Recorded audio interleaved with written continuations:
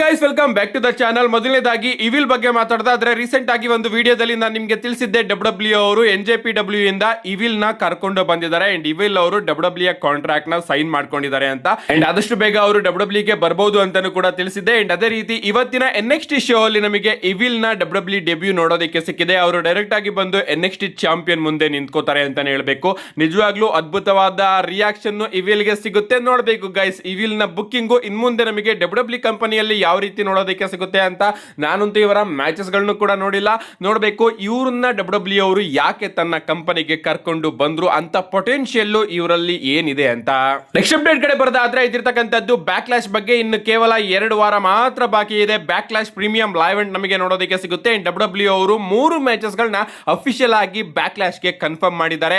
ಮೊದಲನೇದಾಗಿ ನಮಗೆ ಆಸ್ಕಾ ಹಾಗೆ ಇಯೋಸ್ಕೈ ಅವರ ನಡುವೆ ಬ್ಯಾಕ್ಲಾಶ್ ಅಲ್ಲಿ ಒಂದು ಸಿಂಗಲ್ಸ್ ಮ್ಯಾಚ್ ನೋಡೋದಕ್ಕೆ ಸಿಗ್ತಾ ಇದೆ. ಈ ಒಂದು ಮ್ಯಾಚ್ ರಸಲ್ಮೇನಿಯಾದಲ್ಲಿ ಆಗಬೇಕಾಗಿತ್ತು, ಬಟ್ ಡಬ್ಲ್ಯೂ ಅವರು ಈ ಒಂದು ಮ್ಯಾಚ್ ನ ಬ್ಯಾಕ್ಲಾಶ್ ಗೆ ಪೋಸ್ಟ್ಪೋನ್ ಮಾಡಿದ್ರು ಅಂತ ಹೇಳ್ಬೇಕು. ಇದಾದ್ಮೇಲೆ ನಮಗೆ ಸೆತ್ ರೋಲೆನ್ಸ್ ಹಾಗೆ ಬ್ರಾನ್ ಬ್ರೇಕರ್ ಅವರ ನಡುವೆ ಕೂಡ ಬ್ಯಾಕ್ಲಾಶ್ ಅಲ್ಲಿ ಒಂದು ಸಿಂಗಲ್ಸ್ ಮ್ಯಾಚ್ ನೋಡೋದಕ್ಕೆ ಸಿಗ್ತಾ ಇದೆ. ಈ ಒಂದು ಮ್ಯಾಚ್ ಕೂಡ ರಸಲ್ಮೇನಿಯಾದಲ್ಲಿ ಆಗಬೇಕಾಗಿತ್ತು, ಬಟ್ ಡಬ್ಲ್ಯೂ ಅವರು ಸ್ಟೋರಿ ಲೈನ್ ನ ತೋರಿಸೋದಕ್ಕೆ ಟೈಮ್ ಇಲ್ಲ ಅಂತ ಹೇಳಿ ಈ ಒಂದು ಮ್ಯಾಚ್ ನ ಬ್ಯಾಕ್ಲಾಶ್ ಗೆ ತಗೊಂಡು ಬಂದ್ರು. ಅಂಡ್ ಸ್ಟೋರಿ ಲೈನ್ ಕೂಡ ಅಷ್ಟೊಂದು ಏನು ತೋರಿಸಿಲ್ಲ. ನಿನ್ನೆ ಮಂಡೇ ನೈಟ್ ರಾ ಅಲ್ಲಿ ಆ ಒಂದು ಪ್ರೋಮೋ ಸೆಗ್ಮೆಂಟ್ ಚೆನ್ನಾಗಿತ್ತು. ಇದಾದ್ಮೇಲೆ ಬ್ಯಾಕ್ಲಾಶ್ ನ ಮೈನ್ ಇವೆಂಟ್ ಗೆ ಡಬ್ಲ್ಯೂ ಅವರು ರೋಮನ್ ರೈನ್ಸ್ ಹಾಗೆ ಜೇಕಬ್ ಫಾಟ್ ಅವರ ನಡುವೆ ವರ್ಲ್ಡ್ ಹೆವಿ ಚಾಂಪಿಯನ್ಶಿಪ್ ಗೆ ಒಂದು ಸಿಂಗಲ್ಸ್ ಮ್ಯಾಚ್ ನ ಅಫಿಷಿಯಲ್ ಆಗಿ ಕನ್ಫರ್ಮ್ ಮಾಡಿದ್ದಾರೆ. ನಿಜವಾಗ್ಲೂ ಈ ಒಂದು ಮ್ಯಾಚ್ ನ ನೋಡೋದಕ್ಕೆ ನಾನಂತೂ ಸಿಕ್ಕಾಪಟ್ಟೆ ಕಾಯ್ತಾ ಇದ್ದೀನಿ. ಈ ಒಂದು ಮ್ಯಾಚ್ ಅಲ್ಲಿ ನೋಡಬೇಕು ಬ್ಲಡ್ ಲೈನ್ ಇಂಟರ್ಫರೆನ್ಸ್ ಏನಾದ್ರೂ ನೋಡೋದಕ್ಕೆ ಸಿಗುತ್ತಾ. ಈ ಒಂದು ಮ್ಯಾಚ್ ಅಲ್ಲಿ ಜೇಕಬ್ ಫಾಟ್ ಅವರು ಸೋತಾದ್ಮೇಲೆ ಅವರು ನಿಜವಾಗ್ಲೂ ಕೂಡ ರೋಮನ್ ರೈನ್ಸ್ ಅವ್ರನ್ನ ಅಕ್ನಾಲೇಜ್ ಮಾಡಿ ರೋಮನ್ ರೈನ್ಸ್ ಅವರ ಜೊತೆನೆ ಸೇರ್ಕೋತಾರ. Literally guys, bloodline story ಮಾತ್ರ ಡಬ್ಲ್ಯೂ ಅಲ್ಲಿ ಸಿಕ್ಕಾಪಟ್ಟೆ ಅದ್ಭುತವಾಗಿ ಕುಕ್ ಮಾಡ್ತಾ ಇದೆ. ಅಂಡ್ ಬ್ಯಾಕ್ಲಾಶ್ ಗೆ ಹೈಪ್ ಆಗಿರೋದೇ ಈ ಒಂದು ಮ್ಯಾಚ್ ಇಂದ ಅಂತಾನೆ ಹೇಳ್ಬೇಕು. ಅಷ್ಟೇ ಅಲ್ಲ, ನೆಕ್ಸ್ಟ್ ವೀಕ್ ಮಂಡೇ ನೈಟ್ ರಾಲು ಕೂಡ ನಮಗೆ ರೋಮನ್ ರೈನ್ಸ್ ಅವರ ರಿಟರ್ನ್ ನೋಡೋದಕ್ಕೆ ಸಿಗ್ತಾ ಇದೆ. ಕಂಟಿನ್ಯೂಸ್ ಆಗಿ ರಸಲ್ಮೇನಿಯಾ ಮುಗಿದ್ಮೇಲೆ 4 ಮಂಡೇ ನೈಟ್ ರಾ ಅಲ್ಲಿ ರೋಮನ್ ರೈನ್ಸ್ ಅವರು ಬರ್ತಾ ಇದ್ದಾರೆ. ನಾನೇನ್ ಕನ್ಸೋ ನಿಜನೋ ನನಗೂ ಅರ್ಥ ಆಗ್ತಾ ಇಲ್ಲ ಗುರು. ಒಟ್ನಲ್ಲಿ ನಮ್ಮ ಜೇಕಬ್ ಫಾಟ್ ಅವರು ಹೇಳ್ತಾರೆ, ರೋಮನ್ ರೈನ್ಸ್ ನಾನು ಬ್ಯಾಕ್ಲಾಶ್ ತನಕ ವೆಯ್ಟ್ ಮಾಡೋಲ್ಲ, ಮುಂದಿನ ವಾರ ಮಂಡೇ ನೈಟ್ ರಾ ಅಲ್ಲಿನೇ ನಿನ್ನನ್ನು ನೋಡ್ಕೋತೀನಿ ಅಂತ. So next week Monday night Raw ಕೂಡ ರೋಮನ್ ರೈನ್ಸ್ ಅವರು ಬರ್ತಾ ಇದ್ದಾರೆ. ಏನೇ ಆಗಲಿ ಸಮ್ಮರ್ ಸ್ಲಾಮ್ ತನಕ ನಮಗೆ ರೋಮನ್ ರೈನ್ಸ್ ಅವರ ಕಂಟಿನ್ಯೂಸ್ ಮಂಡೇ ನೈಟ್ ರಾ ರಿಟರ್ನ್ಸ್ ಗಳು ನೋಡೋದಕ್ಕೆ ಸಿಗುತ್ತೆ. ನೆಕ್ಸ್ಟ್ ಅಪ್ಡೇಟ್ ಕಡೆ ಬರೋದಾದ್ರೆ ಮಂಡೇ ನೈಟ್ ರಾ ಹಾಗೆ ಸ್ಮ್ಯಾಕ್ ಡೌನ್ ನ ವ್ಯೂವರ್ಶಿಪ್ ಬಿಡುಗಡೆ ಆಗಿದೆ. ಈ ವಾರದ ಮಂಡೇ ನೈಟ್ ರಾ ವ್ಯೂವರ್ಶಿಪ್ ನೆಟ್ಫ್ಲಿಕ್ಸ್ ಅಲ್ಲಿ 3.3 ಮಿಲಿಯನ್ ಬಂದಿದೆ ಅಂತ ಹೇಳ್ಬೇಕು. ಮಂಡೇ ನೈಟ್ ರಾ ನೆಟ್ಫ್ಲಿಕ್ಸ್ ಗೆ ಡೆಬ್ಯೂ ಮಾಡಿದಾಗಿಂದನೂ ಕೂಡ 4th ಹೈಯೆಸ್ಟ್ ಗ್ರಾಸಿಂಗ್ ವ್ಯೂವರ್ಶಿಪ್ ಕಳೆದ ವಾರದ ಮಂಡೇ ನೈಟ್ ರಾ ಆಗಿದೆ. ಇನ್ನ ಸ್ಮ್ಯಾಕ್ ಡೌನ್ ಕಡೆ ಬರೋದಾದ್ರೆ ಸ್ಮ್ಯಾಕ್ ಡೌನ್ ಲಿಟರಲಿ ಮತ್ತೊಮ್ಮೆ ಡೌನ್ ಆಗಿದೆ ಅಂತ ಹೇಳ್ಬೇಕು. ಸ್ಮ್ಯಾಕ್ ಡೌನ್ ಗೆ ವ್ಯೂವರ್ಶಿಪ್ 1.267 ಮಿಲಿಯನ್ ಬಂದಿದೆ. ಅಂಡ್ ಇದು ಕಳೆದ ವಾರಕ್ಕಿಂತನೂ ಕೂಡ 3 ಲಕ್ಷ ಕಮ್ಮಿ ಆಗಿದೆ ಅಂತಾನೆ ಹೇಳ್ಬಹುದು. ಗೊತ್ತಿಲ್ಲ ಯಾಕೆ ಸ್ಮ್ಯಾಕ್ ಡೌನ್ ಸಿಕ್ಕಾಪಟ್ಟೆ ಬೋರಿಂಗ್ ಆಗ್ತಾ ಇದೆ ಅಂತ. ಏನೇ ಆಗಲಿ ಸ್ಮ್ಯಾಕ್ ಡೌನ್ ನ ಗತಿ ಇನ್ನೂ ಕೂಡ ಸುಧಾರಿಸಿಲ್ಲ. 2 ಗಂಟೆ ಶೋಗೆ ರಿಟರ್ನ್ ಆದ್ಮೇಲೆ ಪ್ರಾಬಬ್ಲಿ ವ್ಯೂವರ್ಶಿಪ್ ಅಲ್ಲಿ ಇನ್ಕ್ರೀಸ್ ಕೂಡ ನಮಗೆ ನೋಡೋದಕ್ಕೆ ಸಿಗಬಹುದು. ಇನ್ನ NXT ಬಗ್ಗೆ ಮಾತಾಡೋದಾದ್ರೆ ನಿಮ್ಮೆಲ್ಲರಿಗೂ ಕೂಡ ಗೊತ್ತೇ ಇರಬಹುದು, NXT CW ನೆಟ್ವರ್ಕ್ ಅಲ್ಲಿ ನೋಡೋದಕ್ಕೆ ಸಿಗ್ತಾ ಇತ್ತು. ಅಂಡ್ ಈಗ CW ನೆಟ್ವರ್ಕ್ ಅವರು NXT ಯ ಎಲ್ಲಾ ಪ್ರೀಮಿಯಂ ಲೈವ್ ಇವೆಂಟ್ ಅನ್ನು ಕೂಡ ಆಕ್ಯುಪೈ ಮಾಡ್ಕೊಂಡಿದ್ದಾರೆ. ಇದು ಅಫಿಷಿಯಲ್ ಆಗಿ ಡಬ್ಲ್ಯೂ ಕಡೆಯಿಂದನೂ ಕೂಡ ಕನ್ಫರ್ಮ್ ಆಗಿದೆ. ಇನ್ ಮುಂದೆ NXT ಅಲ್ಲಿ ಬರ್ತಕ್ಕಂತಹ ಎಲ್ಲಾ ಪ್ರೀಮಿಯಂ ಲೈವ್ ಇವೆಂಟ್ ಗಳು ಕೂಡ ನಮಗೆ CW ನೆಟ್ವರ್ಕ್ ಅಲ್ಲಿ ನೋಡೋದಕ್ಕೆ ಸಿಗುತ್ತೆ. ಸ್ವಲ್ಪ US ನೆಟ್ವರ್ಕ್ ಅಲ್ಲಿ ಡಬ್ಲ್ಯೂ ಅವರು ಟೆಲಿಕಾಸ್ಟ್ ಮಾಡೋರು, ಇನ್ ಸ್ವಲ್ಪ ನೆಟ್ಫ್ಲಿಕ್ಸ್ ಅಲ್ಲಿ ಬರೋದು. ಬಟ್ ಇನ್ ಮುಂದೆ CW ನೆಟ್ವರ್ಕ್ ಅಲ್ಲಿ ಎಲ್ಲಾ NXT ಯ ಪ್ರೀಮಿಯಂ ಲೈವ್ ಇವೆಂಟ್ ಗಳು ಕೂಡ ಟೆಲಿಕಾಸ್ಟ್ ಆಗುತ್ತೆ.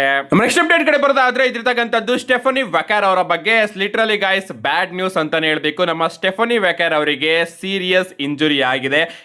ಸೆಕೆಂಡ್ ಡಿಗ್ರಿ AC ಇಂಜುರಿ ಆಗಿದೆ ಅಂತ ಅಪ್ಡೇಟ್ ಗಳು ಬರ್ತಾ ಇದೆ. ಬಟ್ ಇನ್ನೂ ಕೂಡ ಆ ಒಂದು ಇಂಜುರಿ ಯಾವಾಗ ಆಗಿದ್ದು ಅಂತ ರಿವೀಲ್ ಆಗಿಲ್ಲ. ಐ ಥಿಂಕ್ ಅದಕ್ಕೆ ಅನ್ಕೋತೀನಿ ಮಂಡೇ ನೈಟ್ ರಾ ಅಲ್ಲಿ ಇಡೀ ಜಡ್ಜ್ಮೆಂಟ್ ಡೇ ಬಂದು ಸ್ಟೆಫನಿ ವೆಕರ್ ಅವರ ಮೇಲೆ ಬ್ರೂಟಲ್ ಆಗಿ ಅಟ್ಯಾಕ್ ಮಾಡಿದ್ದು. ಸೊ ಡಬ್ಲ್ಯೂ ಕಂಪನಿಯಿಂದ ಸ್ಟೆಫನಿ ವೆಕರ್ ಅವರು ಒಂದು ಬ್ರೇಕ್ ನ ತಗೋತಾ ಇದ್ದಾರೆ. ಅಂಡ್ ಗೊತ್ತಿಲ್ಲ ಗಾಯ್ಸ್ ಇನ್ನು ಎಷ್ಟು ದಿನ ಆಗುತ್ತೆ ಆ ಒಂದು ಇಂಜುರಿಯಿಂದ ರಿಕವರಿ ಆಗೋದು ಅಂತ.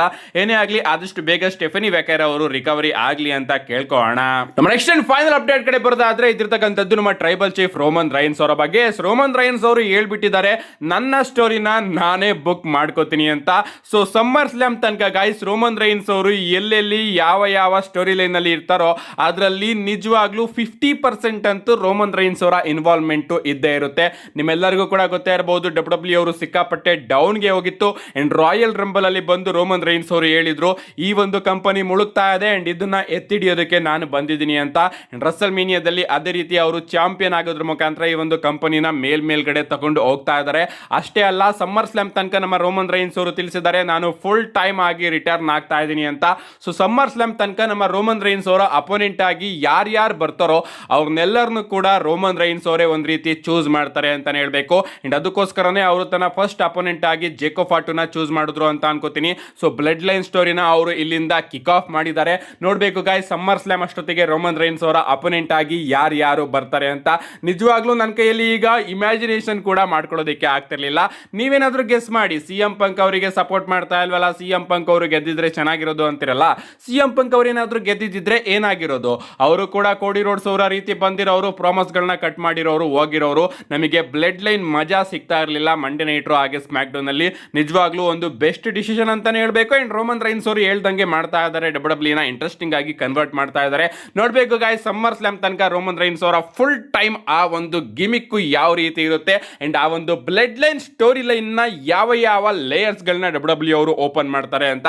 ನಿಜವಾಗ್ಲೂ ಇದನ್ನ ವಿಟ್ನೆಸ್ ಮಾಡೋದಕ್ಕೆ ನಾನಂತೂ ಸಿಕ್ಕಾಪಟ್ಟೆ ಕಾಯ್ತಾ ಇದ್ದೀನಿ.